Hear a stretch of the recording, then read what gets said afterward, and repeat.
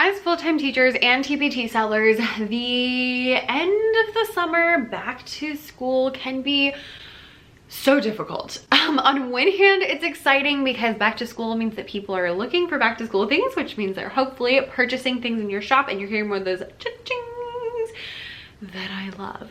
But on the opposite hand, if you are a full-time teacher and you're doing TPT, it can be kind of a wake-up call, because I don't know about you, but you know your girl loves to work a lot.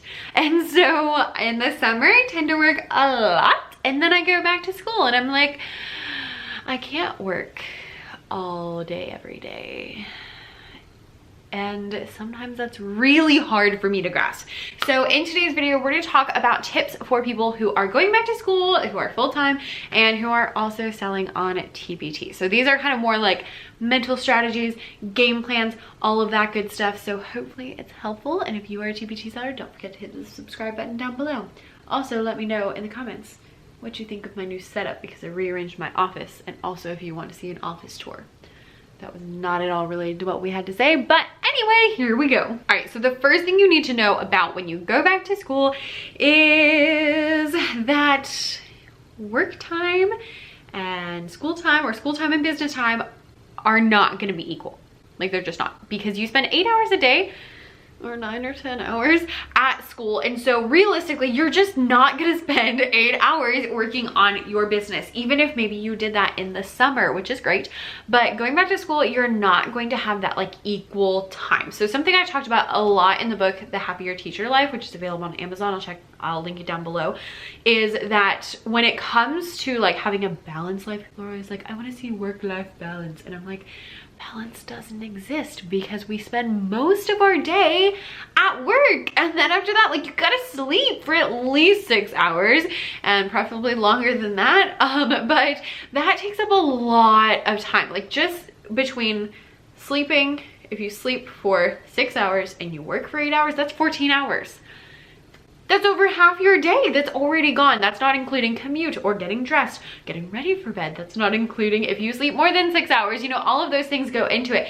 So I want you to take the whole idea of like work-life balance, or like work TPT balance, and like shove it out the window, because it's not a thing. Things are different and they are not equal. Balance is not a thing. I want you to think more of kind of like the pendulum. You know, those pendulums that like go back and forth. My science teachers know what I'm talking about. With a pendulum, things kind of swing back and forth. So typically in the summer, you're like, woohoo, I'm doing all the TPT stuff. And then what's gonna happen is you're gonna swing all the way up on the other side to probably, I'm working in my classroom a lot and I'm maybe spending no time on TPT, or maybe only a tiny bit of time on TPT. And that's okay. So I want you to just like accept that summer and school year are not the same. Get it in your brain, talking to myself here, accept that they are not the same, and it will be okay, and we can make it through, and it will continue. So your action step for this is to reevaluate every summer what you realistically can actually get done. So sit down, and I want you to like map out your magical week. Like, if you had the perfect week, what would it look like? So go ahead and block off, you know, this is the time I'm gonna be at school. This is the time I'm gonna commute to school. And then other things, you know, like I need to make dinner, I need to go to sleep, like things like that that need to be in there. If your kid has ballet practice, like add that in there. All of those things need to go into your ideal week. Just figure out, you know, you can just print out like a spreadsheet and just you could even like color code it. That would be fancy. Color code, or just block off like, this is how much time I have, and then see what you realistically have left and decide how much of that you want to use for TPT, because you're not gonna spend all of your time with TPT, because you do have to like see your husband at some point, or your wife, or your kids, or anybody. So with all of that, do just really think through like, what can I actually realistically do, and then take that to a bigger level. So like, if I can realistically spend 3 hours a week working on TPT, then that gives me 12-ish hours a month. And then what can you do in 12 hours? Decide in August, in September, in October, I'm gonna do X, Y, and Z, and it should take about 12 hours. And if you have a lot of stuff on that list, like I tend to way over plan, and I'm like, here's all the things I need to do, and then I'm like, Becca, you can't do all that. It's just not gonna happen. Scratch some stuff off or move it to a different month. And just make sure that you are being really real with yourself, because I don't know about you, but for me, the worst thing is when I have a really long to-do list and I get to the end of the day and I feel like I didn't get anything done, but I've been working all day, and it's because I wasn't realistic with myself about how much time I really had to work on all these things. So for example, today I taught all day. I had to drive home. I am currently filming videos, and that's gonna take me all the way down to eating dinner, and I know that I really need a bath tonight because everything in me hurts, because back to school, it's like you got to retrain all those muscles, and we've been online for so long, and in music we dance and sing, and I'm like, everything is painful. So that's happening tonight, and so that's going to take even more of my time. So I don't have, you know, tons and tons and tons of time after I finish filming to go do something else. So what I have personally found is that I usually work in the morning. You don't have to work in the morning, but I work in the morning, and I can usually get one thing accomplished in the morning. So I can write a blog post, or I can write my emails, or I can, you know, edit one video or something like that. I can usually get one thing accomplished in the morning. And if I don't have anything going on, like I currently no longer have choir because all my choirs got canceled because our code cases froze, then I can do usually one thing in the afternoon. So today, my one thing is that I am filming videos. Tomorrow, it's gonna be that I need to edit said videos, and it just changes every day. So I have found for me that kind of works. I can plan on one thing in the morning, maybe one thing in the afternoon, depending on what I have going on. Because if I have a PTA meeting, if I have this, if I have that, then I can't get it done. So that's kind of where I am with the whole thing. It might be totally different for you. You know, I don't have kids, and so that is a huge thing. I only have like a half-hour commute. If you have a longer commute, that may be different. If you have a different bell time, that might be different. So just you sit down with your schedule and really think, how much time can I realistically devote to TPT? What is going to work for me, and what can I realistically do in that time? I have found recently that when I have those days where I get home and I'm like, I did nothing at all on my list. So it's usually that I was like, oh, well, I can film and I can make a new TPT product and I can do this. No, I can't. So when I start planning like that is when I run into problems, because it's just not gonna happen. So make sure that your plan is gonna work. One thing I've started doing is I write everything I wanna do, and then I scratch something off, because inevitably I wrote way too many things. And that helps me be a little bit more realistic with myself. Just a snitch. All right, well, I got a little bit ahead of myself, because number 2 was to have a realistic schedule for your week and for your month. So what I mean by this is you should have consistency in your work time. The biggest difference between people who succeed in TPT and people who don't is that they have consistent work times. Now, consistent doesn't mean all the time. Don't get me wrong. Like when I say, you know, you should be consistent with blogging, I don't mean you need to blog every day. I mean, you should have, you know, if you're gonna do a blog every week, do a blog every week. If you're gonna do a blog a month, do a blog a month. Either one is fine.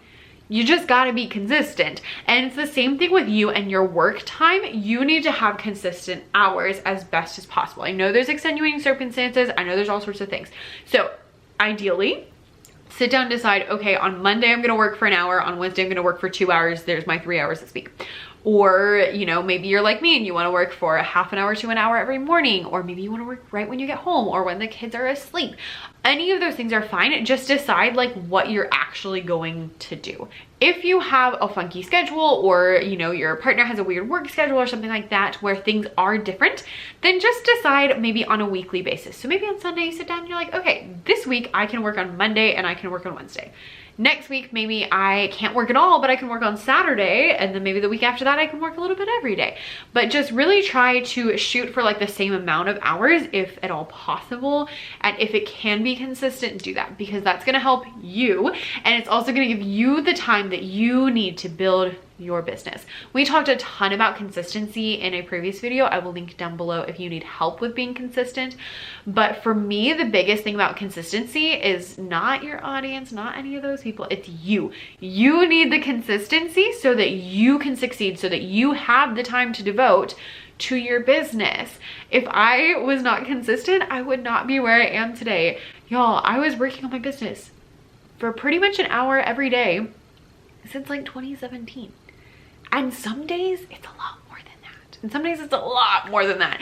And because of that, I have been able to build my business. It's been a slow but sure thing. And I will also mention that I started that before I was making any money. Because if you don't have that in place, one, it's gonna be harder to make money because you won't have the time to do the work that needs to be done. And two, you won't have that habit for when it does become a bigger thing. So now that it's like, I feel like it's my whole life, it's easier because I already have that habit in place of like, I work every morning on my business. That's just what I do. I work on my business pretty much every day. Sometimes I take the weekends off, sometimes I take one day off. But pretty much every day I'm doing something, even if it's just like posting on Instagram, like that is something.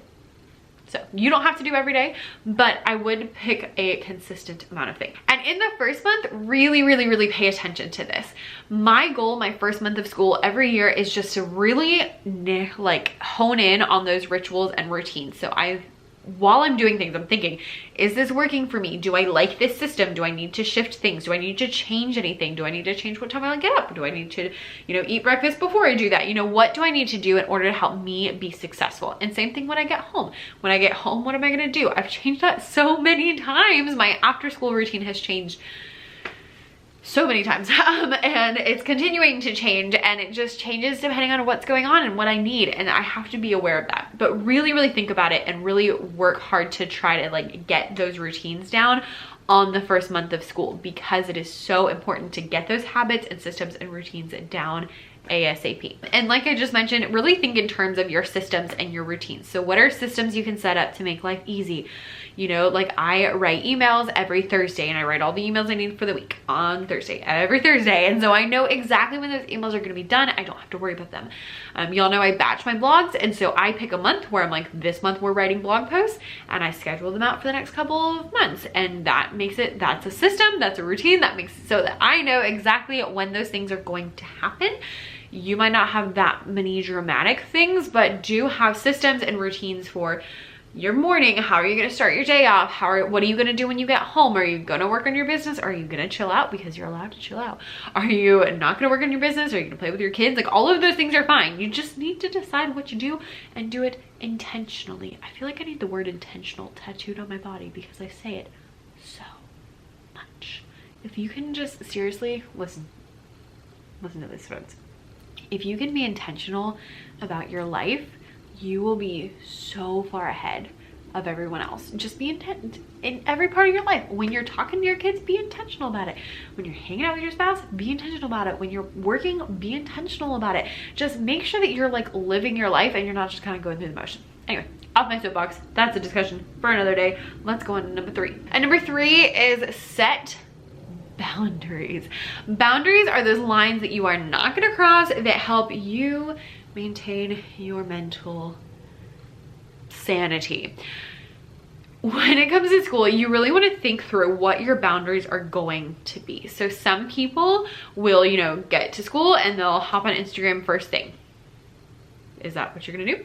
Or some people do not do anything business related at school. And some people stay really late at school. Some people take their school stuff home with them and work at home. Some people, there's just all sorts of different things, all sorts of different boundaries that you need to decide, what time am I going to stay? What time am I going to leave? Where are the lines going to be drawn? And just, am I going to take a lunch? Where are those lines going to be drawn that what you're allowing and what you're not allowing?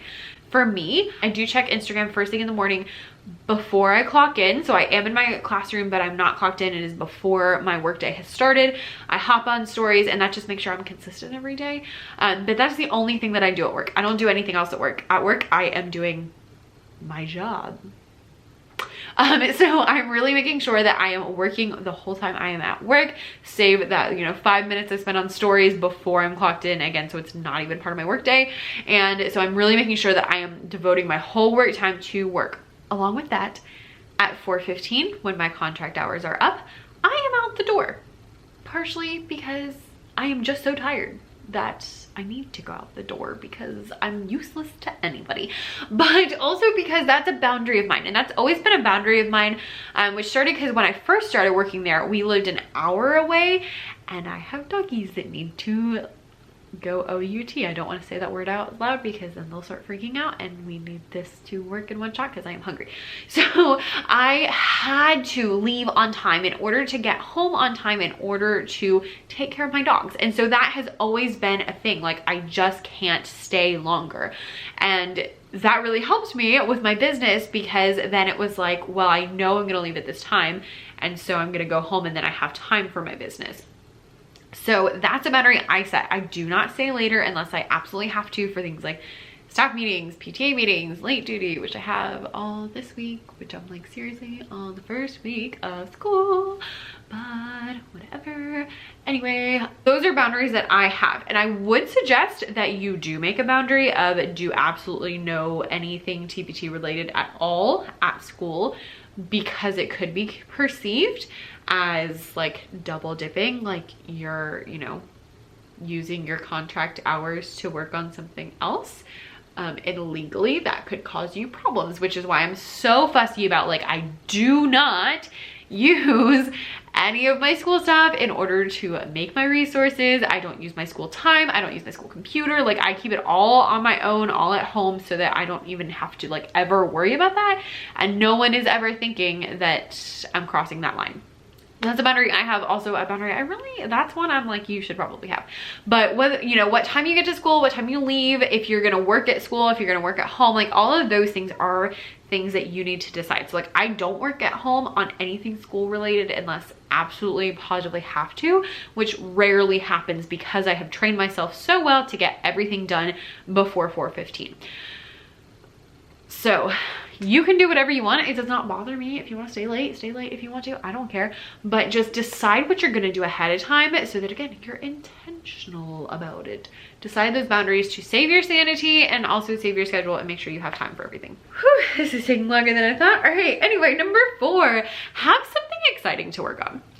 I will admit, sometimes I'm not super excited to work on my business. And you know, when that happens, I usually just do it anyway, because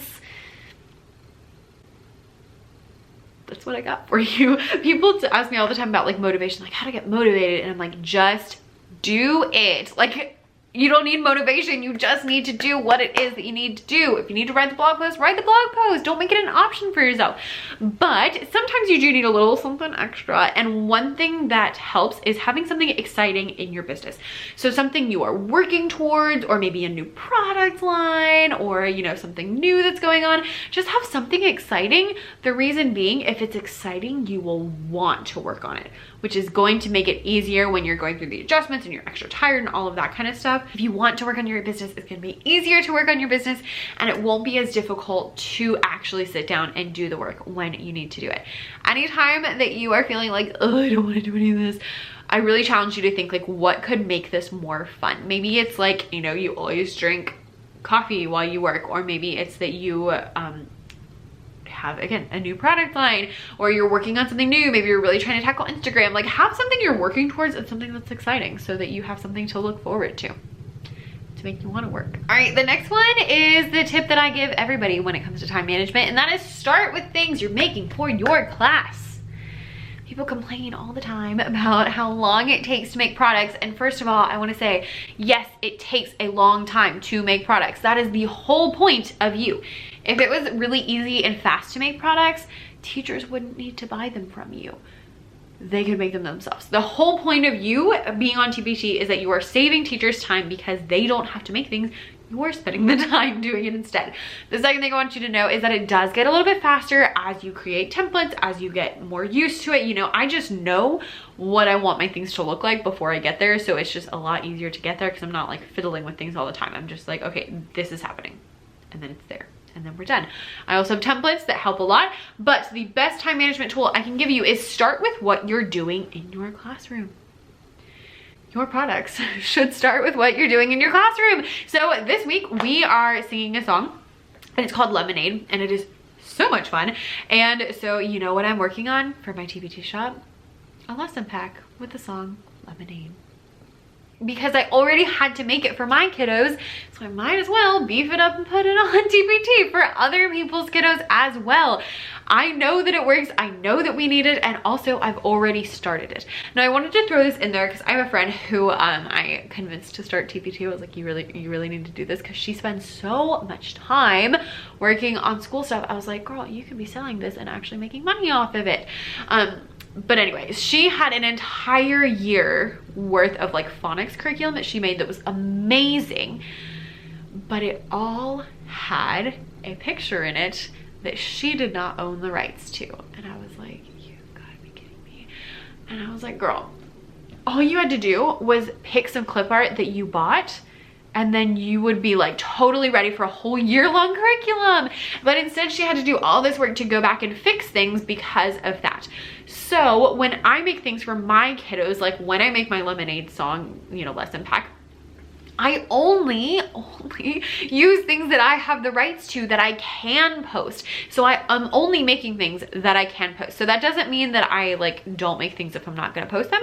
What it means is that I'm gonna use clip art that I bought off of Teachers Pay Teachers that I know I own the rights to that I can use. I'm not using random pictures because I can't use them in my products. I make sure I can use that in my TPT products every single time.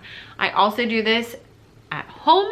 If I have to do something at school, I usually make like the one slide. So for lemonade, all we needed was the one slide and then a couple of slides for the game. So that is all that I made. And then I brought it home and did the rest of it. So if I don't need it for my classes, it does not happen at school. And usually I just bring it home and I do the whole thing at home anyway, just again, to make sure that no one is confused or concerned at all. But that being said, if you're making it for your kiddos, make it so that it is TPT ready. So you don't have to do a ton of stuff in order to go and post it. Maybe beef it up a little bit, you know, add a couple more slides, add a couple slides your kids didn't need, but other people might need, and then post it because you already did the work. All right, number 6 is to keep your motivation up as much as possible. So to keep your motivation up, we have a whole video about motivation. I'll link it down below. But basically the main things for me for motivation are having something I find that's interesting and then having a little bit every day. So I'm one who thrives off of a little bit every day. And so actually instead of motivation, I want you to think of the momentum. So momentum, remember, is when something starts moving, it continues moving unless acted upon by an outside force. This is really powerful for you because if you can do a little bit today, and then a little bit the next day, and then a little bit the next day, you start building that momentum in your life of your business, and your business starts to gain momentum as well. So if you can just work a little bit, and again, it doesn't have to be every day, but as much as you can just do a little bit every day to keep that momentum going and try your best not to let it stop. That's really gonna help your store to grow and gain momentum as well. Other motivational hacks would be things like listening to motivational speakers, reading books that make you excited. Again, find something that is exciting to you and do that. Or, you know, some people are really reward driven. So think of a reward you can hit when you hit a certain amount of products or different things like that. Just do something to make it so that you are keeping that momentum up. Because I don't know about you, I am one of those, you know, those like, I think it's chronotypes, I don't know, those things where they like categorize you into the 4 different animals for like how you work best. Mine is the dolphin, and so I work really well in the morning and I work really well at the beginning of the week. Like on Mondays I get so much done, but by the time I get to Thursday I'm like, I'm so tired and I don't want to do anything. So my point being that I need that motivation to keep going. I need that momentum to continue going when it gets harder, because for me, it gets harder as things drag on. So just really making sure that I'm keeping it interesting. I have different things going on. I have a plan. I'm excited.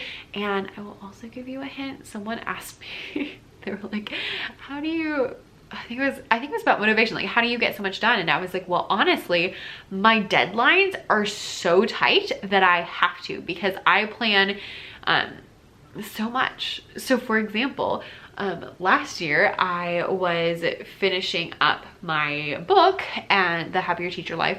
And so I was finishing that and I had to be done because then I had to write my blog post. And so if I didn't finish the book, then I couldn't write my blog post, and I needed the blog post to go out because they needed to be scheduled because it was like coming up.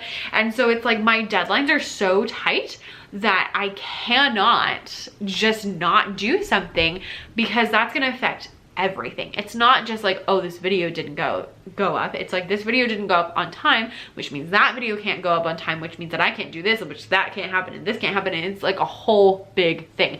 If I do not finish, like this month I'm batching blog posts for Becca's Bible class. If they don't get done, then I either don't finish them or I can't move on to the next thing. So either the blog posts are not going out or I can't move on to my next project because these have to be done by the end of August. And right now I'm a little bit like, I don't know how that's gonna happen, but I have things to do in September that I can't do unless the blog posts are done, because I can't do both of them at the same time. So having those really tight deadlines really force me to get my act together and get moving and keep motivated, because there's so much to do in such a short amount of time. Now, you don't have to do that because it's a little bit stressful when you do get a little bit behind, but it is an idea if you think you could thrive off of that type of environment. So there you go. Basically like not giving yourself an option. It's like, I have to work today because I have to get it done. You know, if I just don't write a blog post tomorrow, then I'm gonna be behind and then things don't get done. So it's a lot of pressure. It may not work for you, but if it works for you, it might work well, because it works well for me, because it's just like, you know, you have to. And I'm an Enneagram 1 and I thrive on have to. Tell me I have to do something, I'm like, okay. You know, doctor's like, work out. And I'm like, okay, I'll work out. You know, eat kale. Okay, I'll have a smoothie with kale in it every morning. Like, I'm just like, oh, okay, I'm supposed to do that? Great. You may not be an Enneagram number 1, but if you are, this strategy works really well. And the last one is to give yourself grace. I know this might seem like a little bit of a funny thing to put at the end, but especially at the first couple weeks of school, again, I told you, I am so tired and everything hurts. And there's still 2 more days left in the week because it's only Wednesday. I literally yesterday went home and I was like, I don't know how I'm gonna make it through the rest of the week. Like, I'm really enjoying it. I'm loving actually teaching my kids music, like kind of almost normal. I mean, we're still socially distanced, still masked, still like all those kind of protocols, but it's so much better than being online. And I'm like, I'm enjoying it so much, but also I'm exhausted.